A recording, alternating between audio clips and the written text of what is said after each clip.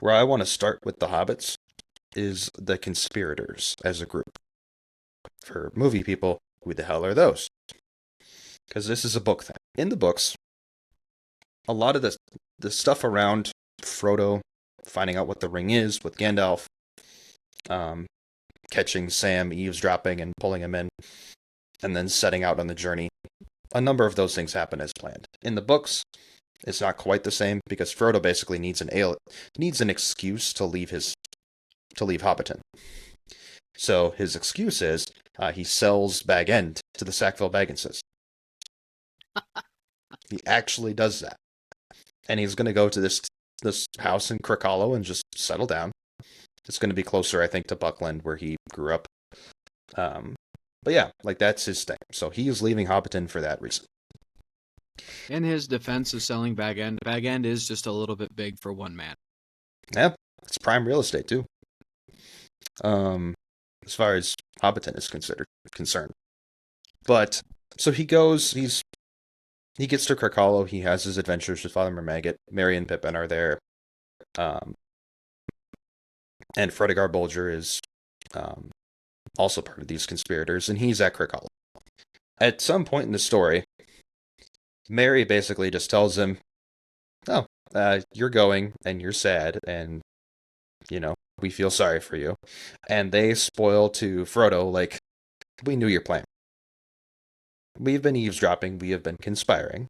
Um, we have potentially lied at times. We've been sneaking around. Um, I actually, by luck, this is Merry talking, knew Bilbo had the ring because I saw him on accident use it once. I've been snooping. I've seen the book. And Sam, by the way, has been our chief investigator and collector of information, so he's listened in on a bunch of things. So we know where you're going, and no matter what you say, we're coming with you. Or rather, if I just read from the book. No, I'm on the wrong page. It all depends on what you want, put in Merry. You can trust us to stick to you through thick and thin, to the bitter end. And you can trust us to keep any secret of yours. Closer than you keep it yourself, because clearly you haven't. But you cannot trust us to let you face trouble alone, and to go off without a word. We're your friends, Frodo. Anyway, there it is. We know most of what Gandalf told you. We know a good deal about the ring. We're horribly afraid. But we're coming with you. Or following you like hounds. So. And then Sam reminds him, yeah, Gandalf told you to take some friends, and you were like, no, I don't want to. But, well, you're going to take some friends. And the only one that doesn't go with them is Fatty Bolger, Fredegar Bolger.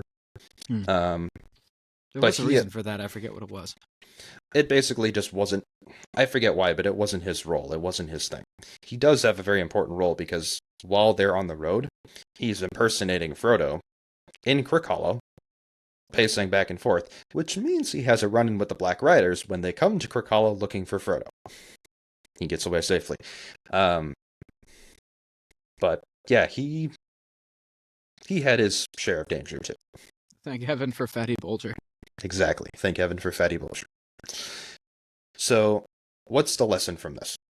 In a increasingly lonely world where we're acquainted with everybody and we know not many people necessarily, friendships become more surface level. It turns out that friendships and time actually matter. It turns out that spending time with your friends together matters. It turns out that doing things with them matters and actually having a deeper level of friendship than just, oh, let's go watch the game. So find some way this year to improve your friendships. It doesn't have to be all of them, but pick some. Pick some that aren't where they could be in your mind. And maybe they grow from your efforts, and maybe they don't grow from your efforts, but find a way to deepen them. There's different levels to friendship. There's friendships where you just do surface level things together and you share certain activities. And there's friendships where you actually talk and share things about yourself and work on growing closer to the Lord together. Work on solving the great problems of life together, right? Those who have had a good friendship know what that's like. Like, we know what it is to do that with our friends. So, just be intentional about that. You get to pick what that looks like, but just be intentional about trying to deepen those friendships. And again, I'm not saying it. I'm not saying it. Only it has to be all of them. You can only have so many truly deep friends. Um, as the leader of Focus would say, basically have two or three. Christ had 12. Even he had a bandwidth. in that regard. And one of them didn't turn out so good. No, really didn't. Well, two of them.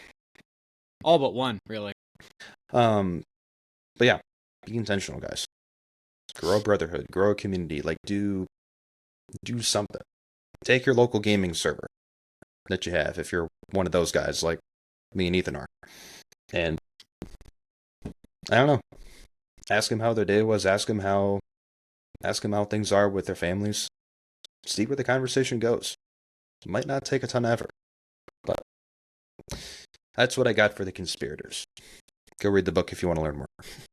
I will say, when you mentioned that Mary admitted to Frodo that Sam has been gathering information for them because a gardener is perfect for that, the first thing that I thought of was in the film when Sam says, "I ain't been dropping no eaves, sir," when that's exactly what he has been doing this entire time. Mm-hmm. It's just eavesdropping on all conversations. And Sam Gamgee is probably the worst liar in all of Middle-earth. Oh, please, Gandalf, don't turn me into anything unnatural. I like how he specified unnatural. Yeah. Like he's okay with being turned into something natural. It's like, you can turn me into a frog or a blackbird, but please don't turn me into anything unnatural. Yeah, the movies did that scene really, really well. Oh, that was beautifully done. Yeah. And Sean Astin played it perfectly. It was like you get the terror in Sam's eyes. Mm-hmm. It finally worked. It was To like, Sam's the credit. firework guy is angry. Mm-hmm. And to Sam's credit, he actually listens. Mary does report that his flow of information dried up after that event. Yes. But they had still learned enough. They knew, But anyway, that getting to read those pages again was a joy in prepping for this, because it's beautifully written. It's super funny. Yeah, and the Hobbits provide some of the best humor. They just do. Throughout all of it. They kind of are the comic relief. But they're the best kind of comic relief, where they're comic relief that actually has a purpose, other than to just be there and be funny. And more than just a purpose. I mean, they're the central folks.